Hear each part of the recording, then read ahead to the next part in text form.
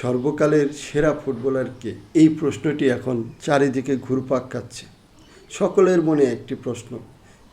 Brazil ভক্তরা বলতেছে যে তাদের সর্বকালের সেরা খেলোয়াড় হচ্ছে ফুটবলের রাজা যাকে বলা হয় পেলেকে।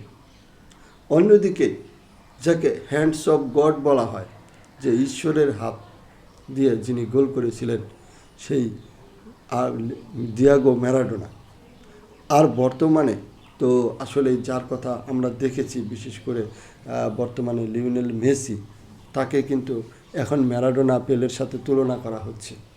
এর একটি কারণ, তিনিও আসলে তার পায়ের জাদু অসাধারণ। তার খেলা দেখলে যে কেউ তাকে মুগ্ধ হয়ে যাবে। এবং পেলে যেহেতু 3টি বিশ্বকাপ জিতেছে আর ম্যারাডোনা 2টি বিশ্বকাপ জিতেছে, অথচ মেসি 1টি বিশ্বকাপ জিতেছে, এই জায়গায় হয়তো মেসি একটু পিছিয়ে আছে। তাছাড়া মেসিও কিন্তু এদের চেয়ে কোনো অংশ কম না। তবে বর্তমান যে বিশ্বকাপ অনুষ্ঠিত হচ্ছে, আসলে এইখানে যদি মেসি এই বিশ্বকাপটি জিততে পারে, তাহলে অবশ্যই তাকে সর্বকালের সেরা ফুটবলার হিসাবে বিশ্বের সকলেই মেনে নেবে। কারণ এর জন্যই মনে হয় তিনি এই বিশ্বকাপটি খেলতেছেন। আসলেই কি আর বলবো, যেহেতু মেসি সর্বকালের সেরা ফুটবলার হওয়ার দৌড়ে তিনি বর্তমানে ম্যারাডোনা পেলের সমান পর্যায়ে আছেন।